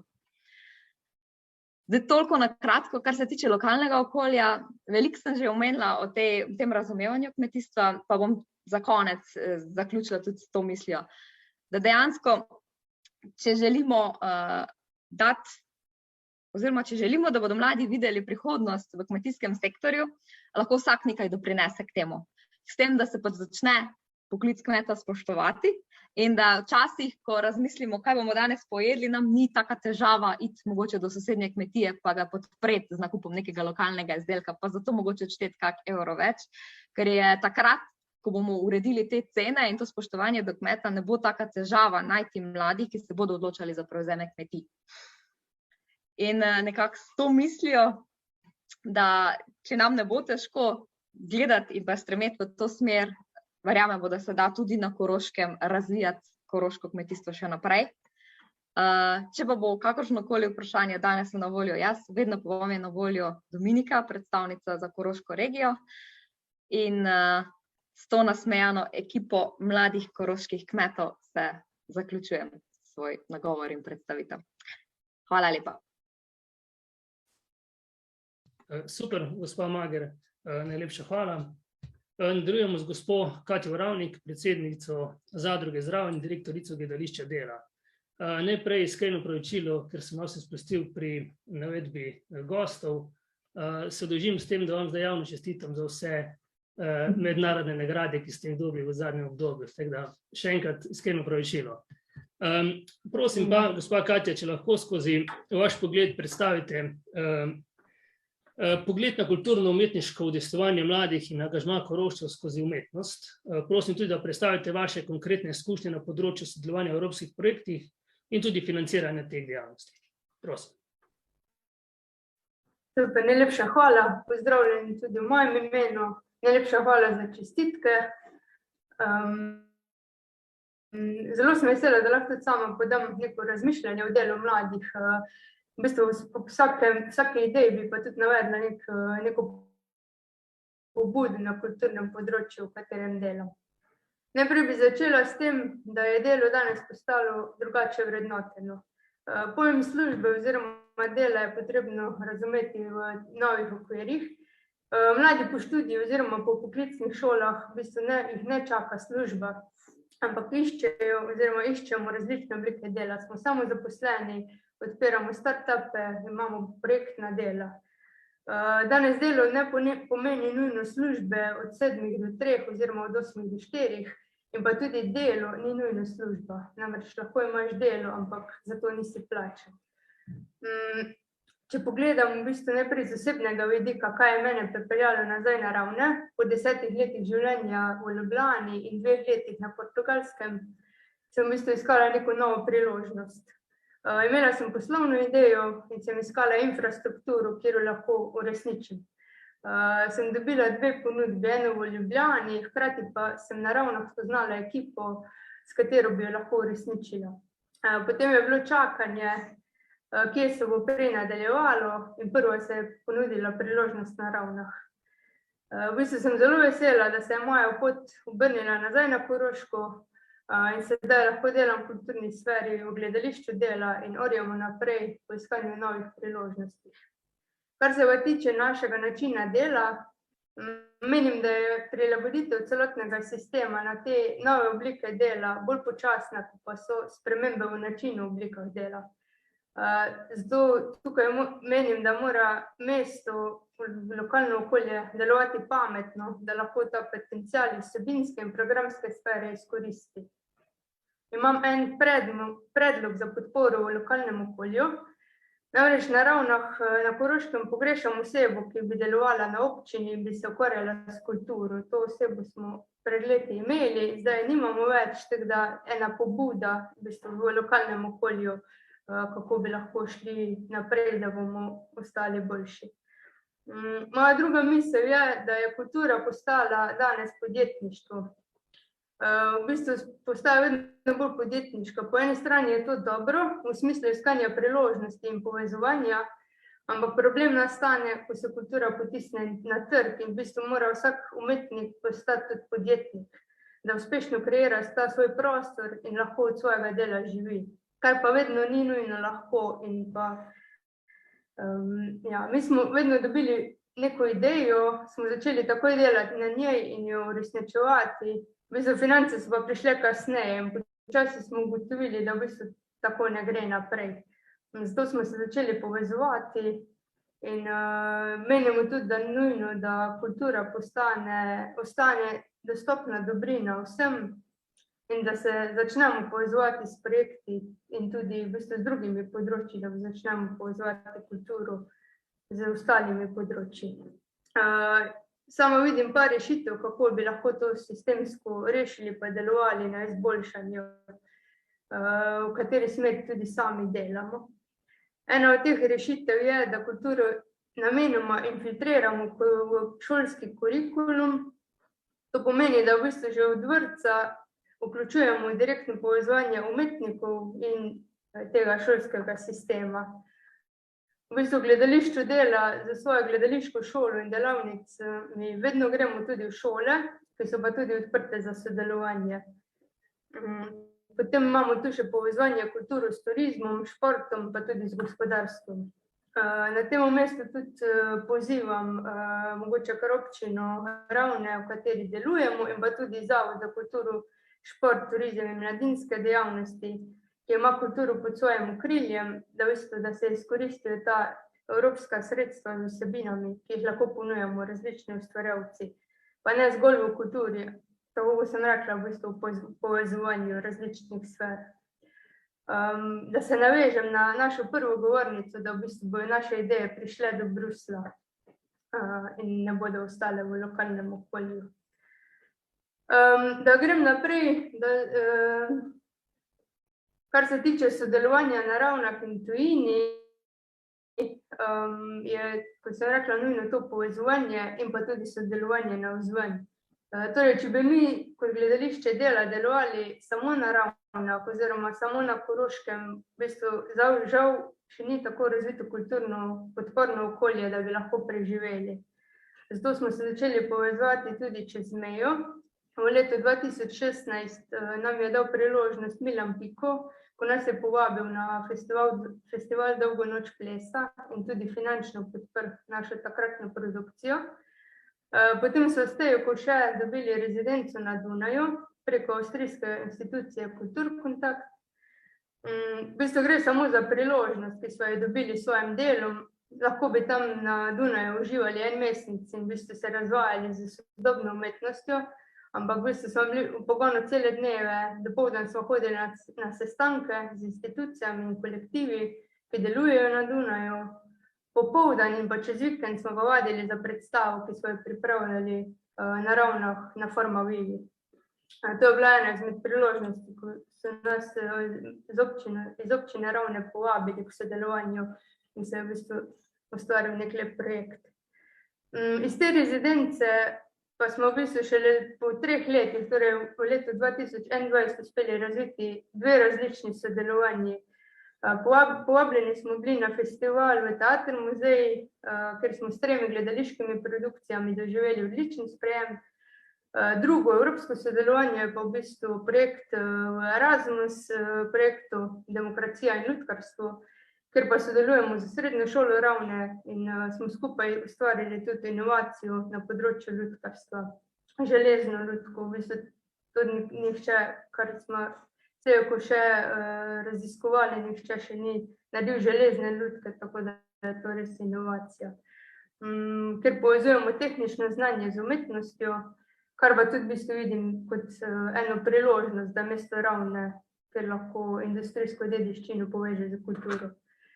Mi v vsakem projektu želimo vzpostavljati neka dolgoročna sodelovanja in tudi seveda povezave čez mejo. Na koncu pa ne v bistvu izpostavim še en neizkoriščen potencial v kulturi na Ravnah. To je infrastruktura na Ravnah, na Koroškem, kulturni center Ravne, kjer gledališče dela deluje že od leta 2014 in opozarjamo vse skozi, da je stavba premalo izkoriščena. V bistvu od leta 2018 smo dali na občino Ravne in ZKŽTM pobudo za oživitev kulturnega centra. In končno v bistvu v lanskem letu so bile želje uslišane. Smo napisali strategijo razvoja kulturnega centra Ravne za naslednjih 5 let. Ko pa smo ta dokument spisali, pa smo čakali na nadaljevanje. V bistvu menimo, da ga je nujno treba začeti izvajati, ampak zato ne vidim, da bi bilo dovolj motivacije in interesa, da se zadeva premakne. Tako da bi zaključila s tem, da na to lokalno priložnost pa še čakamo. Hvala lepa. Najlepša hvala, gospa Vravnik. Nadaljujemo z gospo Urško Čerče, podpredsednico društva Ravm AU. Prosim za kratko predstavitev aktivnosti vašega društva, predvsem mislim na področju mladih in pa za predstavitev projekta Koroška demokratična postaja. Ja, seveda najprej lep pozdrav tudi v mojem imenu in seveda v imenu nevladne organizacije v javnem interesu RAUM-AU, seveda vsem prisotnim, ter hkrati tudi čestitke organizatorjem za izvedbo dogodka, ki po našem mnenju pravzaprav nagovarja resnično pomemben družbeno-političen aspekt. Torej, mi ga razumemo tako, da govorimo namreč o spodbujanju participacije na eni strani in pravzaprav na drugi strani tudi o kreiranju družbe, ki pravzaprav omogoča in tudi spodbuja to družbeno participacijo, torej tako angažiranost, refleksijo, pospeševanje nekih procesov emancipacije, tudi razumevanja demokratičnih procesov, torej v nekem širšem smislu avtonomijo posameznika, ki je nenazadnje, lahko rečemo, temelj za razvoj delujoče, prosperozne in tudi mladim zanimive družbe. No, in prav to, da je torej umetnost oziroma kultura neka gonilna sila za prosperozen družben razvoj, je pravzaprav kredo naše organizacije RAUM-AU in nenazadnje tudi umetniškega gibanja Arte Utile, iz katerega izhajamo in na osnovi katerega potem seveda realiziramo najrazličnejše projekte. Seveda moram na tej točki povedati, da zna biti za to vrstne, morda na prvo žogo nekoliko manj zabavne, recimo projektne aktivnosti, sploh če so potem še izpeljane na nekoliko bolj klasične načine, morda nekoliko manj zanimanja. No in prav zato smo potem mi tekom delovanja in tudi v želji seveda doseči čim širšo javnost in s tem tudi neko razumevanje oziroma vedenje o tem, kaj sploh je neko aktivno državljanstvo, kaj je sploh demokracija in da le ta deluje le, če pravzaprav participiramo vsi, razvili metodologijo AU proces. Samo čisto na kratko kot oris, po tej metodologiji smo torej poizvedovali in vplivali torej na različnih družbenih segmentih. Na primer, v sklopu javnega prevoza smo botrovali k sistemski uvedbi SG mobilca, torej brezplačnega prevoza za starejše, recimo potem v sklopu intervencije, v sklopu katere smo potem torej tematizirali revitalizacijo degradiranih območjih in hkrati tudi praznih občinskih stavb, smo recimo dosegli formalizacijo pravilnika, ki že od leta 2018 torej omogoča sofinancirano uporabo praznih stavb, ki so namenjene prav za nevladnike, ki potem seveda s svojim kulturnim programom revitalizirajo torej konkretno območje in prav na osnovi tega pravilnika, ki ga sedaj imenujem in ki deluje torej od leta 2018, deluje v stavbi stare komunale, vključno z nami kar 13 društev, torej pod skupnim imenom Habitat za razvoj nevladne kulture, kar je ponovno zagotovo neki doprinos in kreiranje privlačnosti tudi za mlade. Torej ta metodologija, ki jo omenjam, se je izkazala dejansko kot dobro orodje, tako kot odlično komunikacijsko, kot nenazadnje tudi neko poizvedovalno orodje, s katerimi torej poizvedujemo aktualne družbeno-politične teme, zato jo dejansko vključujemo v prenekateri projekt naše organizacije, tudi v projekt Koroška demokratična postaja, ki si ga Jure uvodoma torej tudi sam izpostavil, in v sklopu katerega se manjka torej družbeno-politične participacije, pravzaprav lotevamo prav z vzpostavitvijo stalnega dialoga oziroma foruma in seveda potem znotraj tega realiziramo najrazličnejše aktivnosti. Čisto na kratko, sem sodi recimo pisarna za opolnomočenje državljanov, v sklopu katerem so našim občanom na razpolago vsak dan, 5 dni v tednu in sicer pri oblikovanju, reševanju najrazličnejših zahtev. No, na tej točki lahko povem, da se je na nas v sklopu torej te pisarne, se opravičujem, obrnilo veliko več ljudi, kot smo to prvotno predvidevali, med njimi tudi veliko mladih, ki so torej prikazali to potrebo po nekih verodostojnih informacijah, torej po tej neki točki. Poleg pisarne smo torej realizirali tudi razstave angažirane umetnosti, najrazličnejše delavnice, diskusije, s katerimi smo potem ponovno tematizirali aktualne teme in kreirali neko podporno okolje za razvoj družbe, tudi za torej ta mladinska vprašanja. In ne nazadnje, tukaj bi prav posebej izpostavila tudi pisanje pobud, pisanje predlogov, ki so ponovno nastala torej na podlagi analiz in ki pravzaprav lepo ponazarjajo tudi delovanje nekih demokratičnih procesov in možnosti torej tudi aktivne participacije, sploh iz vidika mladih. Recimo tukaj konkretno smo sodelovali z vsemi slovenjgraškimi društvi, lahko povem, z vsemi 16, ki so torej ali mladinska društva ali ki torej izvajajo mladinske programe. Skupaj smo torej realizirali pobudo za pripravo javnega razpisa za sofinanciranje programov in projektov neformalnega izobraževanja za nevladne organizacije, konkretno, ki poprej v Mestni občini Slovenj Gradec recimo ni obstajal in ki je od novembra lani tudi že v polnem teku. Potem recimo skupaj z mladimi smo formalizirali pravzaprav pobudo, ki nagovarja, da urbana mestna občina, torej konkretno seveda Mestna občina Slovenj Gradec, torej da urbana mestna občina potrebuje urbani prireditveni prostor namenjen nevladni kulturni produkciji in katero smo torej, kot rečeno, skupaj formalizirali, predstavili odločevalcem in ki je trenutno torej v nekem teku. Torej, če generalno zaključim, v RAMAU smo prepričani, da je kultura zagotovo gonilna sila torej za prosperozen družben razvoj in da je ne nazadnje prav kultura tisto, s katero torej kreiramo neke privlačne pogoje za bivanje, se vzpostavlja prenekatere mehanizme, tudi take za razumevanje demokratičnih procesov, za pomen aktivnega državljanstva. Oziroma, če zaključim morda čisto preprosto, kvaliteta bivanja je zagotovo več kot le 4 stene ali morda dobra cestna infrastruktura, zagotovo tudi to je pa zagotovo tudi kultura sobivanja, kultura dialoga, ki ne nazadnje omogoča razsvetlitev interesov vseh družbenih skupin in seveda tudi ustvarja dobre pogoje za življenje, tudi za življenje mladih na našem Koroškem. In morda čisto končno tudi dober trenutek apelu, da je vložek v kulturo, morda tudi v institucionalizacijo, torej neke kulture dialoga, resnično dolgoročni vidik in ne neka investicija s takojšnjim preračunljivimi rezultati in da je nenazadnjega izjemnega pomena torej iz vseh najrazličnejših družbeno-političnih vidikov. Hvala lepa. Hvala, gospa Čerče. Nadaljujemo z gospodom Tomažem Roženom, županom občine Ravne na Koroškem. Eden izmed pogosto omenjenih problemov so tudi stanovanja za mlade oziroma pomanjkanje nedostopnih stanovanj. V zadnjih dneh so mediji poročali o sodelovanju vaše občine, ki ima tudi med drugim certifikat Mladim prijazna občina, z inštitutom Back to the Village in o načrtih za gradnjo hiš za mlade družine. Prosim bi morda, če lahko poveste več podatkov o tem projektu in pa tudi morda o bodočih planih na področju stanovanjske politike v občini Ravne. Ja, najlepša hvala. Lep pozdrav vsem prisotnim, tudi v imenu občine Ravne na Koroškem.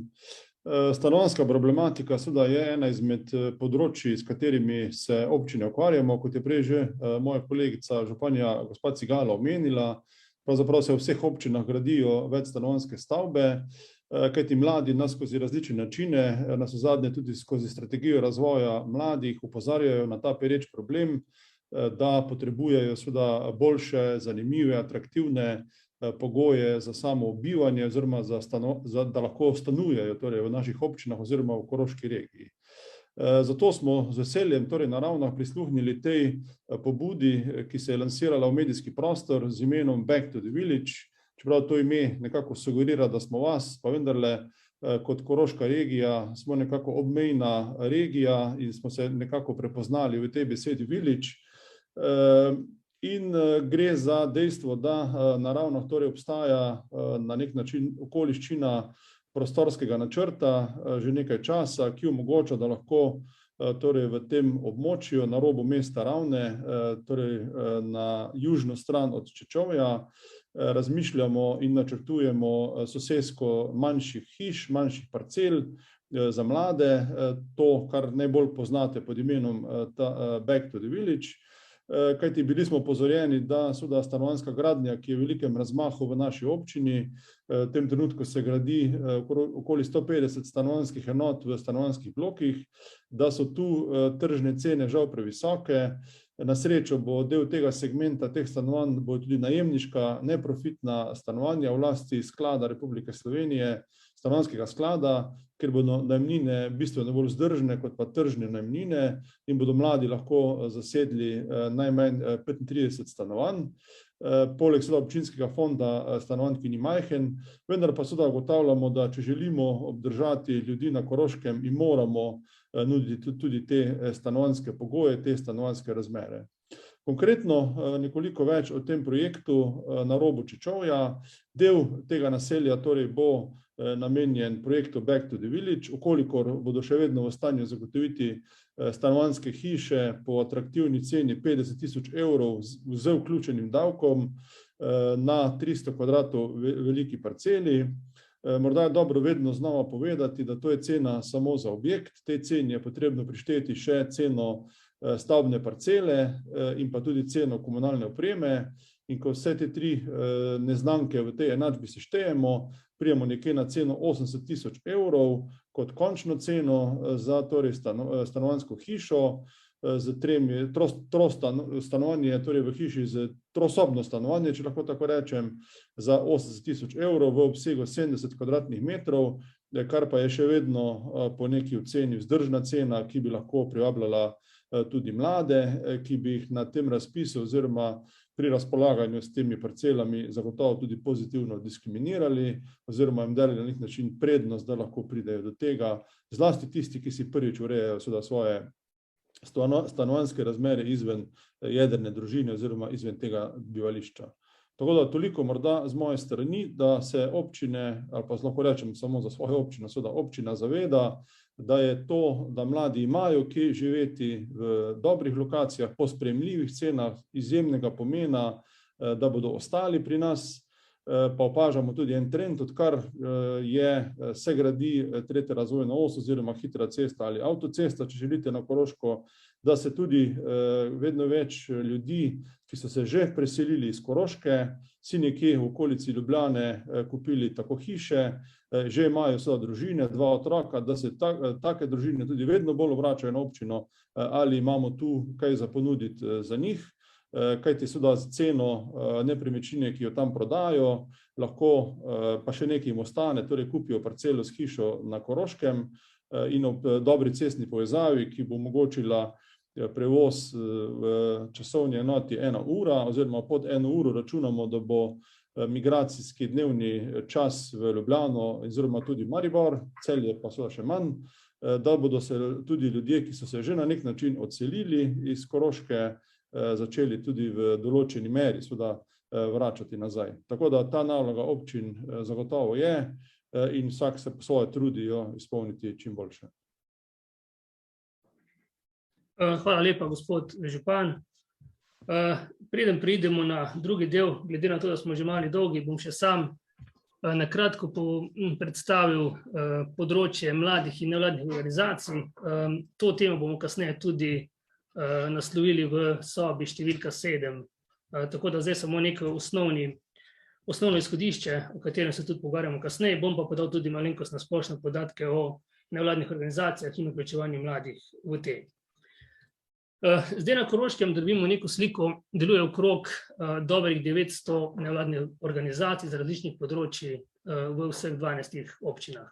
Se pravi, pokrijemo v bistvu vsa področja, ki so možna, se pravi šport, kultura, umetnost, okolje, turizem, skratka na vseh področjih se najde nevladna organizacija. Plus tega vemo, da v bistvu skoraj vsak občan, vsak prebivalec je skoraj da član neke nevladne organizacije. Glede na to, da govorimo o Koroški kot nekje območju, ki ima okrog 70 000 prebivalcev, lahko zagotovo rečemo, da je več kot polovica teh zagotovo v eni nevladni organizaciji ali v več kjerih nevladnih organizacijah. Zdaj, NVO kot take so v bistvu zelo pomemben del skupnosti. Poleg drugih pomembnih organizacij in pa tudi občin, regijskih organizacij in tako naprej, so nek del dogajanja političnega in tudi družbenega v določeni regiji in zavzemajo neko področje, kjer pač v bistvu se dela neko kulturno, športno in tako naprej življenje in kjer v bistvu se deluje kar veliko število ljudi, prebivalcev regije. Zdaj vsaka občina ima kot sem prej rekel, kar veliko število nevladnih organizacij, tako kot na vseh področjih in tudi na področjih nevladnih organizacij, velik razpon med tistimi, ki delajo zelo dobro, in pa med nekimi povprečnimi nevladnimi organizacijami, ki pač delajo sicer svoj program, ampak so kar v velikem zaostanku za tistimi, ki so v bistvu najboljše v posameznih občinah. Te najboljše nevladne organizacije so tudi zelo prisotne v sami regiji, se povezujejo navzven in tudi so zelo prisotne na državnem nivoju in pa tudi v tujini. Skratka, teh nevladnih organizacij je kar nekaj, ki so v bistvu na nekem nivoju, ki lahko rečemo kot nek zelo visok nivo. Zdaj na Korocivu, na stičišču te nevladne organizacije na Koroškem, imamo v bistvu 5 področij, na katerih delujemo in na katerih vključujemo tako mlade, kot tudi vse ostale člane nevladnih organizacij. Gre za samo informiranje, kjer informiramo prek različnih kanalov, prek družbenih omrežij, spletne strani, mesečnega zbiranja informacij, tiskane revije in tako naprej. Nevladne organizacije in s tem mlade tudi usposabljamo, izobražujemo na različnih področjih, na področju organizacije, na področju stroke, na področju zagovorništva. Prav tako pripravljamo različne spremembe zakonodaje, oblikujemo različna partnerstva, ki kandidirajo za sredstva in potem tudi izvajajo določene programe oziroma projekte. Iščemo pa tudi trajnostne rešitve v lokalnem in pa na regionalnem nivoju. Zdaj, ena izmed teh stvari je program nevladnih organizacij s potencialom, kamor sedaj konkretno vključujemo 15 organizacij z Koroške in te organizacije v bistvu jih prepoznamo kot neke organizacije, ki imajo potencial za dodatni razvoj in pa potem tudi za razvoj same regije. Zdaj problemi mladih.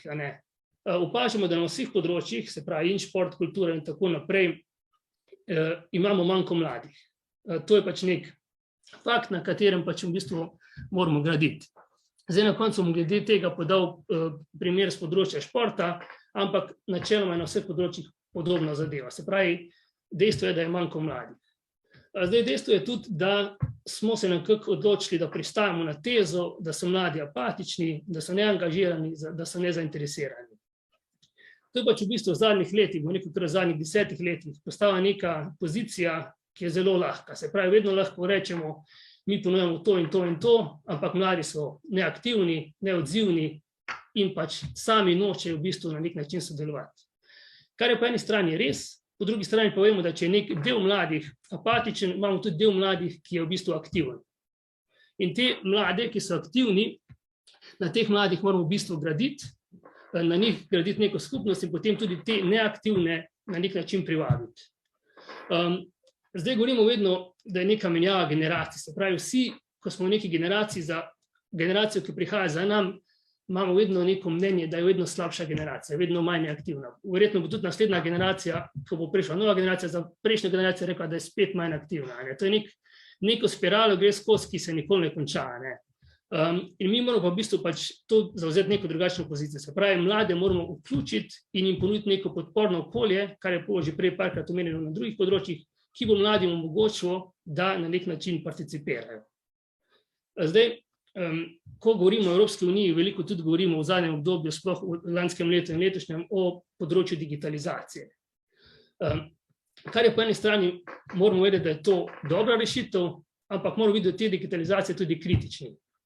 Ker sama digitalizacija prinaša neke lažje rešitve, naprimer neke aplikacije, s katerimi ne rabimo po knjigah iskati na 1000 strani to in to geslo, ampak ga samo tipkamo. Po drugi strani pa vemo, da če hočemo mlade aktivirati, recimo to področje športa, vemo, da ti mladi se bodo na te aplikacije preveč navezali in bodo potem v bistvu tekmovali, športali z aplikacijo, ne bodo več tekmovali oziroma športali z sovrstniki. In to je recimo neko pas digitalizacije, kjer je treba vedno biti pozoren, da tudi vsaka stvar, ki prinaša nek napredek, prinaša po drugi strani tudi neko opozorilo. Kar sem že omenil, zdi se mi ključno, da se ustvari okolje in da se ustvari pogoji, kjer se da izboljšati nek položaj. Tukaj govorimo o mladih. In to govorimo o vseh sektorjih, se pravi, tako pri nevladnih organizacijah, kot na ravni občine, kot na ravni regionalnih organizacij. Se pravi, treba je oblikovati, kar se tudi že dela v praksi, ampak se lahko še pospeši neka partnerstva, ki bo reševali neke potrebe in ki bo imeli neke dolgoročne učinke. Zdaj, če zaključim to moje premišljanje, Mislim, da glede mladih in pa samih nevladnih organizacij je potrebno povezati 3 pojme. Na eni strani je prostovoljstvo, na drugi je profesionalizacija in na tretjem mestu je potem vključevanje mladih. Zdaj, glede samega prostovoljstva vemo, vsako leto Slovenska filantropija, ki deluje na področju prostovoljstva, poda poročilo, koliko prostovoljskih ur so naredili prostovoljci v nevladnih organizacijah. Ogromne številke, na 1000 ur. In to so samo evidentirane ure, se pravi ne tiste, ki jih noben nikjer ne beleži, kar je tudi ogromno. Skratka, na tem področju je ogromno dela vloženega, ampak ni na nek način oplemeniteno ali pa na nek način se ne izraža v denarju. Zdaj, tudi te prostovoljske ure so pri večini prostovoljcev prihajajo po njihovem rednem delovnem času. Se pravi, prostovoljci opravljajo svojo službo, popoldne pa opravljajo še delo v neki nevladni organizaciji. To do neke mere gre, ampak to ne gre skozi. Ne more skozi prostovoljstvo temeljiti na 2 področjih, kjer bo v bistvu delal službo in potem še v nevladni organizaciji. To enostavno pač časa na nek način zmanjka. Zdaj, zakaj se mladim v bistvu splača vključiti v nevladno organizacijo? Prvič zato, ker bo na nek način vpeti v neko delo in bo videli neko organizacijo, kjer pač potekajo neki procesi. Se pravi, mladi se na tak način učijo, pridobivajo izkušnje, pridobivajo reference za kasnejšo vključevanje v nek delovni proces, v neko službo. Prav tako je lahko cilj mladih, da v nevladni organizaciji začnejo delovati in se potem tudi v tej nevladni organizaciji prek nekega projekta, prek nekega programa tudi zaposlijo. Se pravi, delajo na nekem področju, vsak prostovoljec, ki je kasneje tudi zaposlen, je bil pred tem prostovoljec. To moramo vedeti. Se pravi, vsak ima neko znanje in če to znanje zna nadgrajevati, lahko v nekem trenutku pride tudi neke zaposlitve v nevladni organizaciji. Tu se potem v bistvu navezujem na pojem profesionalizacije. Nevladne organizacije v Sloveniji imajo zelo nizek delež zaposlenih, pod 1%. Mislim, da nekaj čez 0,8% je zaposlenih. Na Koroškem je ob 1000, se pravi malo manj kot 1000 nevladnih organizacij, 107 zaposlitev. Se pravi, vsaka 10. organizacija ima zaposlenega enega človeka, pa če govorimo o tem, koliko ljudi je še prostovoljcev, pride do neke številke, ki je v bistvu kar nizka. V Evropski uniji je ta delež tudi nizek, ampak vseeno 3-krat višji kot pa v Sloveniji. Se pravi, nekaj prek 2% ljudi je zaposlenih v nevladnih organizacijah. Jaz zdaj ne govorim, da mora biti v nevladnih organizacijah zaposlenih 50% ljudi. To je nemogoče, to je iluzorno. Tudi potem nevladne organizacije izgubijo smisel. Ampak vseeno je treba nadaljevati s tem trendom, ki se sicer v zadnjem obdobju na nek način kaže, profesionalizacije kadrov v nevladnih organizacijah, kjer je na tak način potem boljše delo v samih organizacijah.